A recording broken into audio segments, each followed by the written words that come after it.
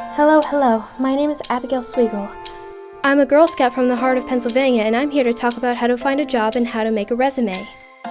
Finding a job is pretty dependent on your area, but there is a bit of criteria that you need to have before trying to find or accept a job.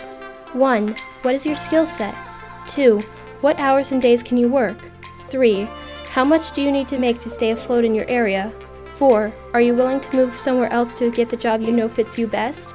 5. How far are you willing to travel from your home to your job? With all this in mind, you can make a determination of what you're looking for.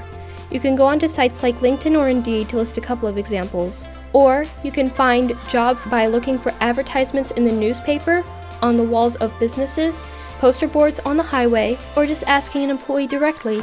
Don't feel anxious, because lots of employees will be very nice even if they say no. Now the hard part, making a resume. Breakdown is content first, formatting second. Content. Did you graduate from high school or have an equivalent? What about further education? Remember to write down the schools you graduated from, the address, the year you started and graduated. What AP or honors classes did you have, if any? What are your skills? This is best broken down into sections: traits, honors, and certifications. What traits do you have that make you most qualified for this position? Did you graduate with any honors or awards? The National Honor Society is an example, but there are many others. What certifications or licenses did you earn? This can be as general as a Google certification or as specific as a pilot license. Remember to list them all. Did you have a job before? List where you worked, the name of where you worked, what your old position was, and your responsibilities. Some people say list at least 3, but reach for 5 if you can. Next is formatting. Sometimes, employers will specify what format they want. If they don't, then there are 3 common formats you can use: chronological, functional, and combination. The most common format used in the United States is chronological, so that's what I'll focus on. Chronological order is basically when you list any job experience you have backwards, starting with your most recent job.